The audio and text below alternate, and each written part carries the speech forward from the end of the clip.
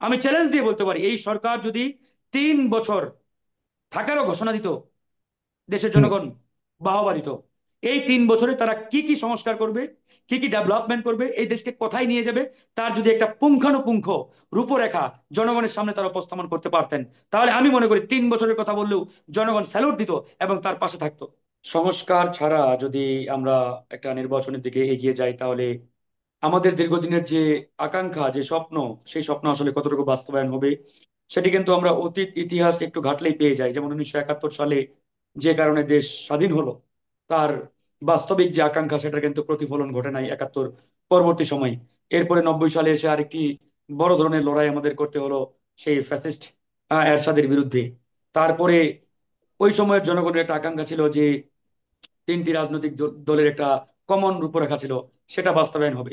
সেটা বাস্তবায়ন হলে কিন্তু আজকে সত্যিকার অর্থে বাংলাদেশ আমরা সিঙ্গাপুর কিংবা মালয়েশিয়ার কাছাকাছি চলে যেতে পারতাম, কিংবা তাদের থেকেও আরো উপরে চলে যেতে পারতাম, এরকম একটা মানে সম্ভাবনা কিংবা আশার বাণী কিন্তু ওই সময় জনগণের মানে মুখে মুখে ছিল। তো তারা জনগণের সাথে প্রতারণা করেছে, তারা জনগণের কথা রাখে নাই, জনগণের সাথে এক প্রকারের তারা মানে ছলচাতুরি করেছে। তারপরে দেখেন যে 24 সালে এসে আরেকটি বড় লড়াই করতে হলো আমাদের। প্রায় 2000 মানুষকে জীবন দিতে হলো, ছাত্র জনতাকে রক্ত দিতে হলো। প্রায় এখনো হুম। লক্ষাধিক আহত সহযোদ্ধারা হাসপাতালের বেডে কাতরাচ্ছে, বাসা বাড়িতে কাতরাচ্ছে, তারা কিন্তু এখনো তাদের যে ক্ষত, এই ক্ষত কিন্তু বয়ে বেড়াচ্ছে। তো এরপরে আমাদের একটা বড় ধরনের স্বপ্ন ছিল, আকাঙ্ক্ষা ছিল, যে আমাদের এই অন্তর্বর্তীকালীন সরকার আমাদের এই যে লালিত দীর্ঘদিনের স্বপ্ন আকাঙ্ক্ষা, এটা তারা বাস্তবায়ন করতে পারবে। তো আমরা শুরুতেই তাদের প্রতি যে আস্থা, যে কনফিডেন্স, সেটা কিন্তু রেখেছিলাম।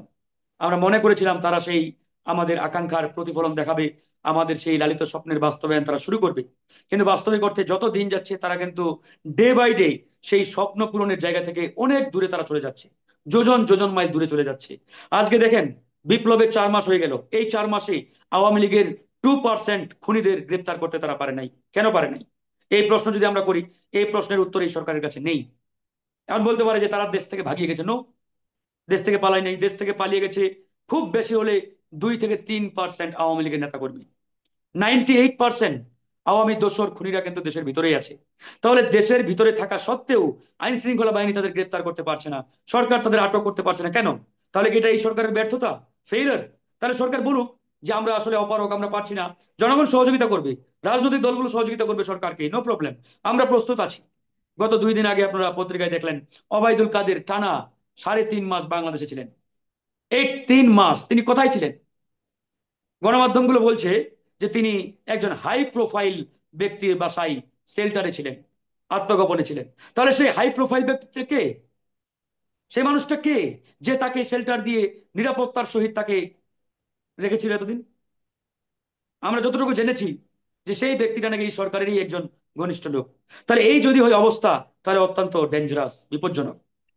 মানে এরকম আপনারা কি প্রত্যেকটি জেনেছেন জায়গায় আসলে আমরা এই দেখতে পাচ্ছি। সরকারের এই সরকারের ঘনিষ্ঠ লোক বলতে কি পারে, সরকারের বর্তমান সরকারের যে অন্তর্বর্তী সরকারের যারা আছে তাদের মধ্যে কারো যেহেতু ঘনিষ্ঠ? আমরা পরিষ্কারভাবে নাম গণমাধ্যমে পাই নাই, বিভিন্ন গণমাধ্যম সূত্রগুলো বলছে আচ্ছা। সরকারের একজন প্রভাবশালী ব্যক্তির, সেটা সরকারের একজন ঘনিষ্ঠ ব্যক্তি হতে পারে, উপদেষ্টা পরিষদ হতে পারে। আমরা তো এখনো নাম পরিষ্কারভাবে পাই না, কিন্তু গণমাধ্যমের তারপর সূত্রগুলো বলছে তারপর রাজনৈতিক যে প্রভাবশালী দলগুলোকে একজন সমর্থন, ব্যক্তির আচ্ছা ঠিক আছে, বুঝতে বাসায় পেরেছি। ছিল। যাই হোক, এখন এটা তো সরকারের দায়িত্ব, সরকার তদন্ত করুক। স্বরাষ্ট্র উপদেষ্টা বলছেন যে এটা আমরা অলরেডি তদন্ত শুরু করেছি। তদন্ত করতে ওনার কত মাস লাগবে, কত বছর লাগবে, আই ডোন্ট নো, আমরা জানি না। একটা জিনিস তদন্ত করতে কতদিন লাগে?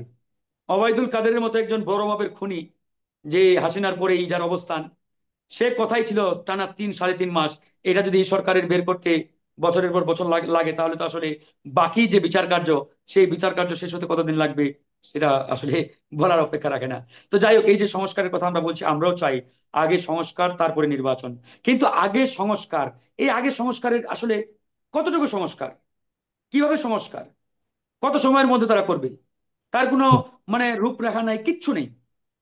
এবং না, বলেছে তো তারা। দৃশ্যমান যে আমি যদি অ্যাক্টিভিটি, আমি যদি আমি যেগুলো যদি আসলে দেখানো দরকার এই সরকার আমি যদি দেখাচ্ছে চিফ না। অ্যাডভাইজারের কথা বলি, কিন্তু বলেছেন যে 2025-এর শেষ অথবা 26-এর শুরু, এতটুকুতে কেন সহ্য হচ্ছে না দলগুলোর, সেটাও তো প্রশ্ন আসছে। এবং আমাদের সহ্য হচ্ছে, এই যে 25-এর শেষ কিংবা 26-এর শুরুর দিকে যে নির্বাচনের কথা বললেন তিনি, এখন আমাদের প্রশ্ন, আমরা চাই যে তিনি জনগণের আকাঙ্ক্ষা অনুযায়ী একটি কাঙ্ক্ষিত সংস্কার করে নির্বাচন দিক, আমরা চাই। কিন্তু এখন আমাদের প্রশ্ন, তিনি এই যে একটা রোড ম্যাপ ঘোষণা করলেন, কিসের রোড ম্যাপ? অনলি টাইম একটা মানে ধরে দিলেন, বাট একটা টাইম ফ্রেম ঘোষণা করলেন।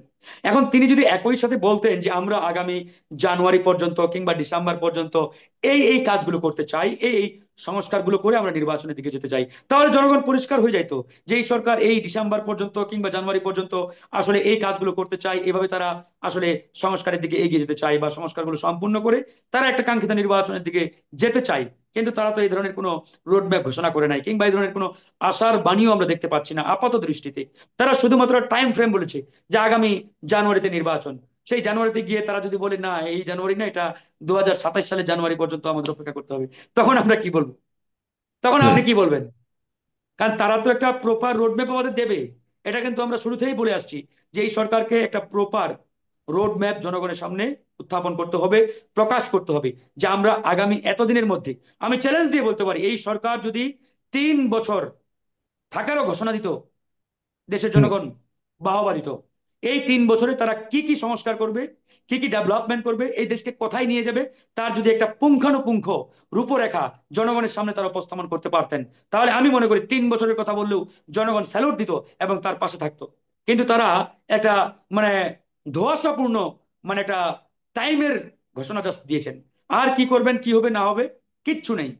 তো এরকম যদি অবস্থা হয় তাহলে তো আসলে জনগণ ধোঁয়াশা পূর্ণ কোনো মন্তব্য দেখতে চাই না, ধোঁয়াশাপূর্ণ কোনো অ্যাক্টিভিটিস বলেন, কর্মকাণ্ড বলেন, কোনো কিছু দেখতে চাই না।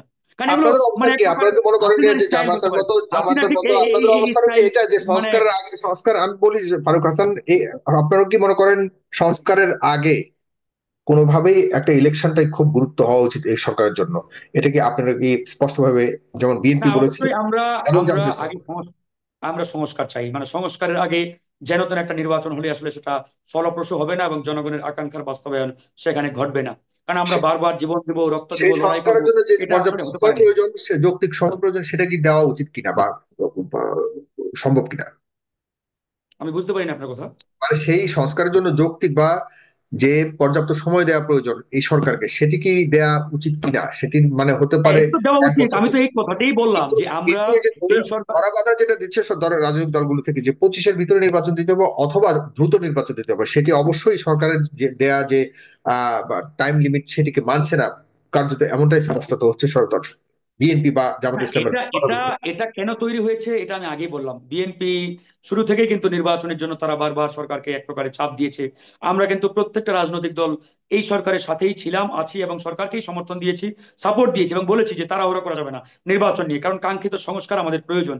এখন সমস্যাটা দেখা দিয়েছে, আমরা এই সরকারের প্রধান উপদেষ্টার সাথে যতবার মিটিং করেছি, বৈঠক করেছি, আমরা কিন্তু একটা বিষয় সবাই একযোগেই এই জিনিসটি বারবার উত্থাপন করেছি যে আপনারা একটি কাঙ্ক্ষিত রোডম্যাপ জনগণের সামনে উত্থাপন করেন, প্রকাশ করেন যে আসলে আপনারা কতদিন থাকতে চান, কতদিন পরে নির্বাচন দিতে চান, এবং সেই সময় পর্যন্ত আপনারা আসলে কি কি সংস্কার করতে চান, কি কি রিফর্ম আনতে চান দেশের মধ্যে। সেই হুম। জিনিসগুলো যদি আপনারা খোলাসা করতেন, পরিষ্কার করতেন, জনগণের সামনে উত্থাপন করতেন, তাহলে কিন্তু এই যে একটা প্রবলেম আজকে ক্রিয়েট হয়েছে এটা হতো না। আজকে বিএনপি বলেন, জামাত বলেন, জামাত ইসলামও সম্ভবত আজকে বলেছে 25 সালের মধ্যে নির্বাচন দিতে হবে, 26-এ যাওয়া যাবে না।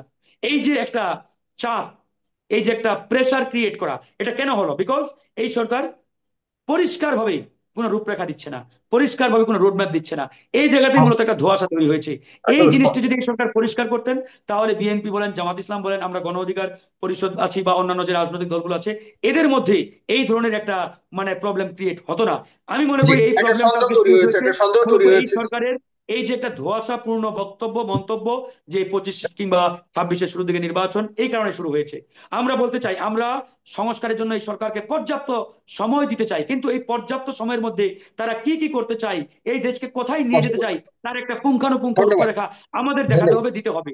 অন্যথায় আমরা তো ধন্যবাদ। আসলে এই সরকারকে বলবো না যে আপনারা একদম আমৃত্যু চেয়ারে বসে থাকেন জি জি, হাসিনার এটা মতো। স্পষ্ট এটা তো হতে স্পষ্ট পারে না, বুঝতে পেরেছি যে যতটুকু এটা হতে সময় পারে তারা না। দিতে চায়, আপনারা চান যে যে তারা কি করতে চায় আগে এটা সেটা স্পষ্ট করুক, তারপরেই আপনারা মনে করেন যে পর্যাপ্ত সময় দিতে পারে, কারণ তাদের প্রয়োজন হবে। যত বেশি কাজ করবে তত সময় প্রয়োজন হবে, এটা স্বাভাবিক। তবে তারা কি জন্য চায় সেটি স্পষ্ট করুক। ধন্যবাদ।